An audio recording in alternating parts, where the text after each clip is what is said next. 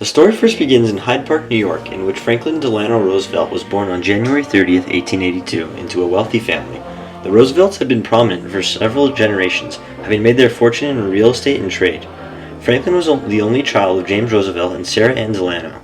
In 1900, FDR received the further his intelligence by attending Harvard University in 1900, receiving a Bachelor of Arts degree in history, and then studied at Columbia Law School in 1907. However, did not receive a degree. It was during his last year at Harvard where he became engaged to Eleanor Roosevelt, his fifth cousin. She was the niece of Franklin's idol, Teddy Roosevelt. They married on March 17, 1905, and had 4 children, Anna, Elliot, FDR Jr., and John. FDR's political beginnings started in New York, where he became a state senator in 1910, and was then appointed to the Assistant Secretary of the Navy in 1913.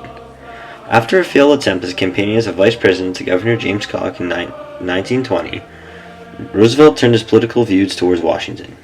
Roosevelt was narrowly elected in 1928 as the governor of New York, and then in 1932 beat Republican President Henry Hoover, and was inaugurated in 1933 as the 32nd President of the United States. Serving 4 terms, FDR is considered as one of the greatest presidents of all time, and took on a leadership role in the country when no one else would. As he was elected near the end of the Great Depression, FDR turned his focus internally to reshape and rebuild his nation from the ground up. He devised the New Deal plan. It served and created several domestic programs for relief, recovery, and reform of the economy.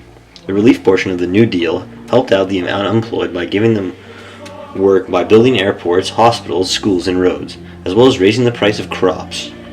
Roosevelt's second New Deal put in the place of the Social Security Act, which is one of the largest programs run by the U.S. government. Roosevelt's New Deal was certainly successful in both short-term relief and implementing long-term structural reform to create balance and economic security in the United States. Roosevelt's plan of action in order to rebuild his country is a pure example of working what you have to make something great. However, as tensions overseas grew during the late 1930s, Roosevelt would find himself leading one of the largest military superpowers in the battle.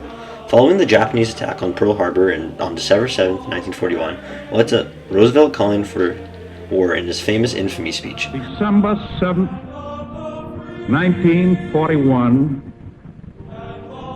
a date which will live in infamy. Churchill of Britain and Joseph Stalin of the Soviet Union, FDR formed the Big Three of the Allied coalition, who were instrumental in implementing a war strategy that ended in the defeat of Axis powers. He helped in formation of an informal alliance between the U.S., Britain, China, and the Soviet Union to coordinate the Allied war effort.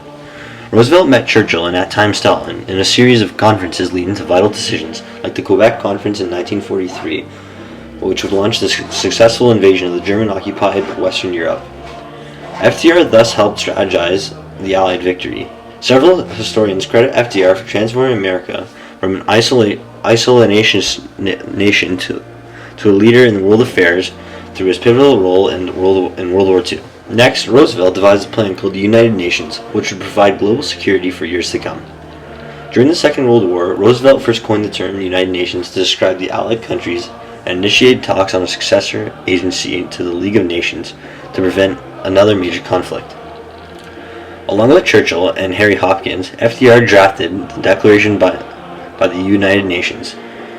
The document was agreed upon by 26 governments on 1 January 1942 during the Arcadia Conference and was the basis of the modern UN. FDR died on April 12, 1945, just a few months before the end of World War II. The UN Charter was signed on 26 June 1945 and it began operation on 24 October 1945. FDR worked throughout the final years of his life to create the UN and ensure that the U.S. would play an active role in the organization. 6 months after FDR's death, the UN officially came into existence once the UN Charter was signed by China, France, the Soviet Union, and the United Kingdom, and the United States, and a majority of other signatories.